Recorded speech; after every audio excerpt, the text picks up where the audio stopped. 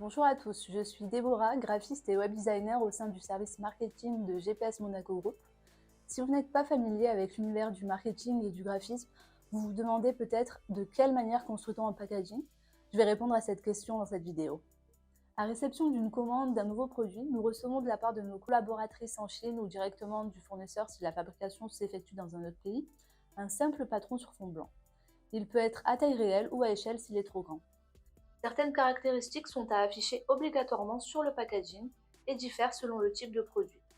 Par exemple, pour un produit LED, celles que l'on retrouve dessus sont les références produits, où il peut y en avoir plusieurs sur un même packaging, la photo du produit en haute définition, l'étiquette ERP qui indique la consommation électrique du produit, qui a une taille réglementée, une taille standard et une taille plus petite adaptée au plus petit packaging. Il est impossible de la redimensionner à sa guise. La température de couleur, qui indique si c'est une lumière chaude, neutre ou froide, les lumens qui correspondent à la quantité totale de lumière émise par le produit, le cône de diffusion de lumière qui correspond à la zone où la lumière est visible, l'angle de diffusion de la lumière, c'est-à-dire la direction dans laquelle la lumière est projetée, qui ne peut être qu'une de ces trois valeurs, 90 degrés, 120 degrés ou 360 degrés, les volts, le wattage, le dessin technique avec les dimensions du produit, la durée de vie du produit, la valeur de l'IP qui indique si le produit peut être en contact avec de l'eau ou pas, la durée de la garantie, les mentions fabriquées en et distribuées par, le ou les codes barres du produit. Pour des raisons de coût, nous pouvons produire un seul packaging pour plusieurs références et apposer des cases à cocher en face des références produits. Seule sera cochée celle du produit inclus dans la boîte. Ou encore si on peut régler la luminosité du produit.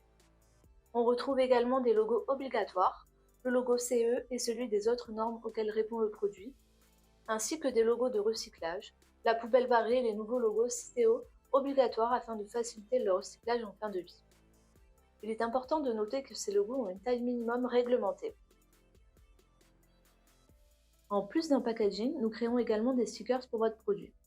Ce support est obligatoire et comporte plusieurs éléments. La désignation du produit, le batch number qui correspond au numéro de la commande d'un produit, la référence du produit, la mention fabriqué en ainsi que distribué par, les logos obligatoires CE et la poubelle barrée, ainsi que le code barre du produit si celui-ci n'a pas de packaging. Enfin, le dernier support que nous créons, et pas des moindres, c'est le manuel d'utilisation du produit. Notre fournisseur nous envoie une version brute des instructions, en anglais. Nous nous occupons de les traduire, alors soit simplement en français ou en plusieurs langues si besoin, et de reformuler les textes, puis nous les mettons en page selon votre charte graphique. Notre expert qualité vérifie également ce fichier, notamment pour être sûr que les termes techniques sont bien employés et que les caractéristiques du produit sont justes, puis le valide une fois que toutes ces informations sont correctes. Une fois finalisées, ces créations deviennent votre propriété. Nous pourrons vous les envoyer afin de pouvoir mettre en ligne les produits sur votre site web.